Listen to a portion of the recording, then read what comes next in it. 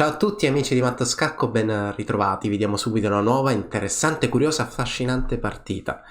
Ok, premessa dovuta, leggevo un commento in cui mi si chiedeva un po' più di entusiasmo, vediamo di fare il possibile. Allora, la partita è questa qui, quindi vediamo con il bianco il maestro Fide Bondar contro il maestro internazionale Answers. Ok, non mi chiedete come abbia trovato questa partita, comunque è una partita molto interessante e un'apertura spagnola, quindi questa variante con alfiere B5, e tra un po' scoprirete il perché abbia deciso di commentare proprio questa. Allora, A6 è senz'altro la linea principale. Chiaramente il gioco del nero qual è? Il nero vuole prendere spazio a ovest, quindi nel lato di donna, per poi cercare di controgiocare al centro, quindi solitamente una delle idee principali, anche molto facili da applicare da parte del nero, è cercare di attaccare quest'alfiere che potrebbe spostarsi, quindi giocare B5, l'alfiere spesso potrebbe andare in fianchetto e prima o poi il nero cercherà di fare la spinta in D5. E in questa posizione il nero ha deciso di giocare D6, che è considerata una variante antica, la variante antica della spagnola. Ci sono tanti modi per proseguire e D6 ha il vantaggio di accelerare la spinta in F5, perché in questo caso il pedone in F5 non sarà più un pedone senza difesa perché è sostenuto dall'alfiere, però ha un po' la controindicazione che permette al bianco magari di giocare questa mossa, e questa è considerata una delle mosse principali, quindi alfiere per cavallo rovinando la struttura per poi prendere spazio al centro per aggredire il centro del nero. Questa è una delle possibilità. D6 è la mossa della partita, il bianco ha proseguito con C3 cercando di portare quanto prima un pedone in D4, quindi cercare di evitare le linee principali, perché la variante principale è la cattura dell'alfiere sul cavallo, e qui il bianco deve vedere un po' come proseguire dopo F5. F5 è la mossa naturale che chiaramente il nero voleva preparare da prima. Dopo F5 è stata giocata D3 e a questo punto cavallo F6, il piano del nero è abbastanza logico. Il nero vuole sviluppare i suoi pezzi, nel frattempo dare uno sguardo al pedone in E4, quindi creare un piccolo fastidio al bianco, e il bianco sottovaluta, o comunque sia non crede che il nero stia creando delle minacce, perché effettivamente in questo momento questo pedone, seppur non difeso fisicamente da qualche pezzo, in realtà è difeso indirettamente, perché dopo una possibile cattura potrebbe proseguire il bianco con questa mossa. Ad esempio questa mossa già attacca nell'immediato due cavalli. Quando questo cavallo dai 4 si sposterà, la semplice cattura in C6 darebbe un po' di iniziativa al bianco. Probabilmente questa è una posizione in cui il nero, magari un po' ingordo, ha voluto catturare un pedone centrale e quindi poi sarà costretto un po' a difendere. Anche una mossa come torre 1 vi dico che sicuramente è accettabile alle sue idee, cerca di giocare indirettamente contro l'avversario, e anche una mossa come alfiere B3 crea un po' di problemi, perché il re del nero non si trova abbastanza sicuro su questa diagonale. Tra l'altro questo alfiere punta immediatamente l'ingresso su F7, quindi poi quell'ingresso potrebbe essere aiutato e sostenuto dalla coordinazione con la donna che andrà in D5, oppure questo cavallo che salterà in G5, chissà. In partita non è andata così. Effettivamente comunque il nero è un giocatore abbastanza esperto e riconosce anche lui che la cattura in E4 probabilmente è un po' troppo, e dunque alfiere 6, la mossa che abbiamo nella scacchiera, alfiere 6 sì che minaccia la cattura, perché l'idea che ho proposto prima, quindi donna D5, ovviamente adesso è tenuta sotto controllo dall'alfiere. Dunque donna D3 per difendere il pedone che il nero voleva catturare, e alfiere 7 preparando la rocco corto. Cavallo G5, la mossa che abbiamo sulla scacchiera, mossa abbastanza logica che crea immediatamente un problema. L'alfiere in E6 non era un pezzo difeso, è vero che potremmo difenderlo così, però direi che dopo il cambio il bianco potrebbe ritenersi soddisfatto, avrà un alfiere fortissimo sulle case bianche, l'alfiere del nero comunque sia è abbastanza chiuso dai suoi pedoni, e quindi il bianco potrebbe essere soddisfatto per questa iniziativa sulle case bianche. E infatti il nero ha deciso di spostare l'alfiere e spostarlo in G8. A prima vista è una mossa molto brutta, perché chiaramente ritarda la possibilità di roccare corto, ed è una mossa brutta perché ovviamente sono stato costretto a muovere più volte lo stesso pezzo, non è quello che senz'altro volevo fare. Il bianco reagisce nel miglior modo, Solitamente se il nostro avversario è in ritardo di sviluppo, così come in questa posizione il nero, la migliore reazione è cercare di aprire il centro, quindi F4 è la mossa che abbiamo sulla scacchiera e cavallo di 7 è la risposta del nostro avversario. Ovviamente l'idea è che dopo un cambio in E5 subentra il cavallo, però in questa posizione direi che mi piace il nero, perché il nero ha soltanto un problema, che chiaramente il re al centro è un gran problema, però questo problema del re al centro si potrà risolvere anche così. Sposto la donna in D7 a rocco lungo e comunque risolto la posizione del re al centro. Però con una posizione del genere il cavallo del nero sarà abbastanza forte in questa casa centrale, attacca la donna, magari minaccerà in futuro qualche salto qui, e cosa da non sottovalutare, c'è anche un attacco immediato sul cavallo in G5 che non è difeso abbastanza volte. Dunque la partita prosegue in questo modo, e dopo cavallo di 7 è stata giocata alfiere per C6 e pedone per C6 e cavallo F3. Il bianco continua a mantenere tanti pezzi in gioco, forse questo cambio in C6 personalmente non l'avrei fatto, ma l'idea del bianco è stata quella di cercare di mantenere un po' di iniziativa al centro, perché poi il cavallo torna indietro, ma da lì diamo anche fastidio in E5, dando un po' di importanza alla struttura pedonale, perché adesso l'idea del bianco è catturare nel 5, semplificare tutto e lasciare al nero questi 3 pedoni che sicuramente sono un po' deboli. La partita è proseguita proprio in questo modo. Alfiere F7 è il momento di cercare di arroccare corto quanto prima. Quindi cavallo per E5, cattura in E5, pedone per, e il bianco gioca donna G3, che chiaramente attaccando 2 pedoni.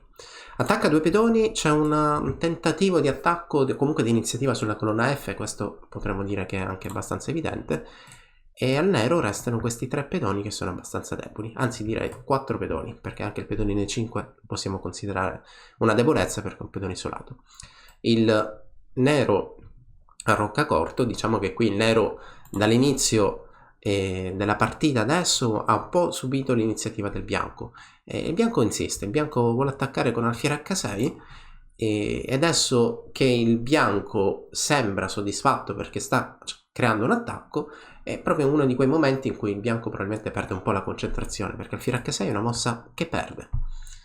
E vi direi, o meglio, va bene, propongo di bloccare il video, magari pensate in che modo il nero potrebbe confutare questa alfiere H6. Non so se avete bloccato il video, comunque sia, adesso tocca a me, vi dico io qual è stata la mossa giocata. L'alfiere in H6 chiaramente minaccia il matto in G7, quindi la prima domanda dovrebbe essere: come possiamo difendere questo matto? E le risposte sono alfiere F6, e sicuramente G6, però chiaro G6 la potremmo escludere perché la cattura in F8 ovviamente è spiacevole, o comunque dopo G6 c'è una mossa anche un po' più fastidiosa che è donna per E5, perché l'ingresso in G7. Se intendi migliorare la comprensione del tuo gioco, allora vienici a trovare all'interno dell'Accademia di Matto Scacco. È inevitabile, l'unica mossa che salva l'ingresso in G7 sarebbe alfiere F6, però anche alfiere G6 il nero perde un pezzo e quindi non è per nulla soddisfatto. E allora l'altra mossa che difende il matto, che poi è una di quelle mosse, ok, mi difendo, magari non ho fatto nulla fino a quel momento e mi sono soltanto limitato a difendere, anche adesso sono costretto a difendere, però gioco poi la mossa che mi permette di vincere. Alfiere G6 è la mossa giocata in partita, che poi in realtà è anche la mossa vincente. E il bianco ha diciamo usato troppo, ha cercato di vincere rapidamente e adesso è un gran problema. Vediamo qual è il problema. La minaccia del nero è chiaramente la cattura dell'alfiere in H6, per quale motivo? Perché non c'è più l'inchiodatura sulla colonna G. E allora quest'alfiere potrebbe andare via, magari potrebbe andare in D2, forse una casa un po' più sicura, oppure anche in C1. Però in caso di queste ritirate, il controgioco, il contropiede arriva così, semplicemente alfiere C5 scacco. Se mi difendo con la torre, il nero è soddisfatto perché questa torre la potrà catturare con la sua torre o con l'alfiere, perché in caso di spostare il re arriverebbe il matto immediato. In entrambe le varianti il nero vincerà facilmente.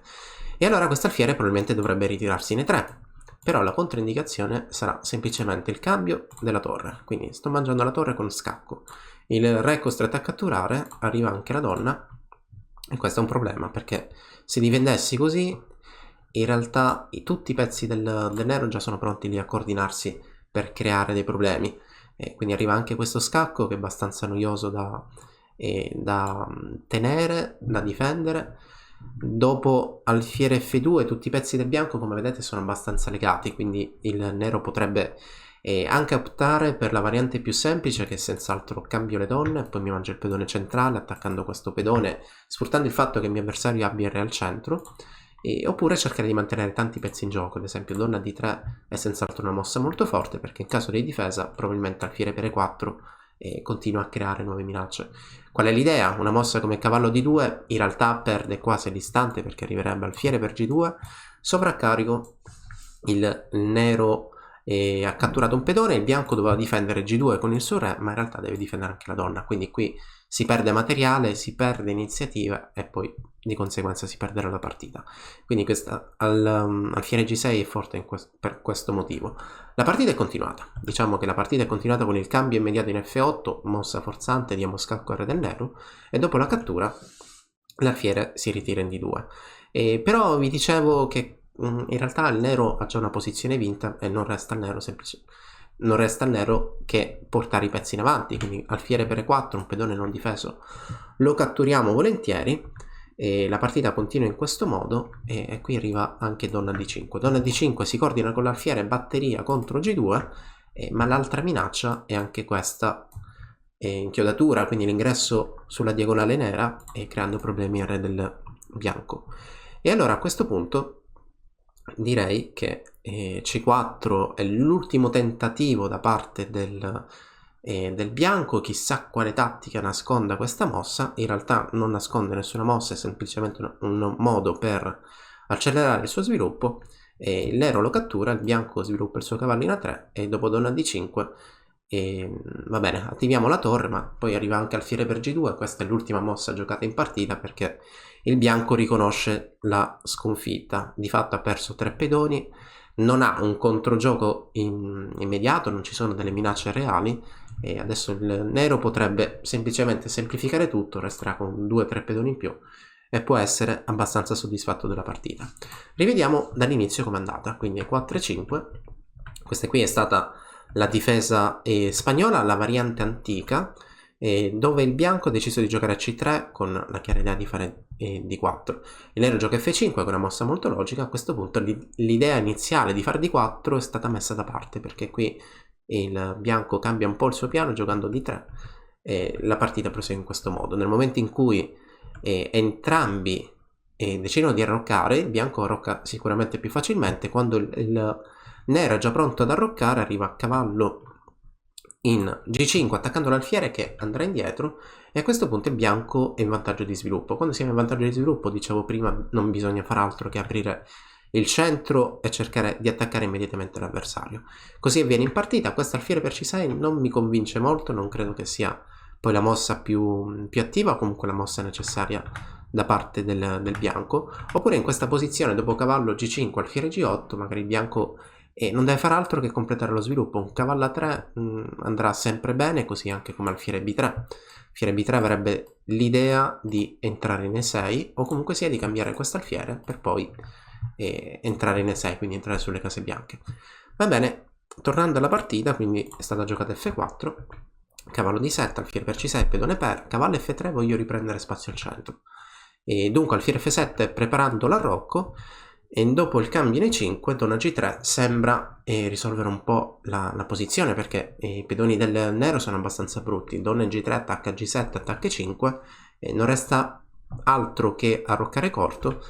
Alfiere H6 probabilmente era la mossa che il bianco pensava fosse magari la mossa conclusiva, la partita più bella che ha mai fatto il bianco, perché dopo alfiere H6 vince. Però in realtà arriva alfiere G6 che, come commentavo prima, vince all'istante. Dopo alfiere G6 il nero ottiene un vantaggio. La partita è proseguita in questo modo. L'alfiere era minacciato in H6, quindi ritorna in D2 e a questo punto si perde il primo pedone. Tra un po' si perderà anche il secondo pedone e per ultimo, dopo la perdita del terzo pedone, il nero vinse.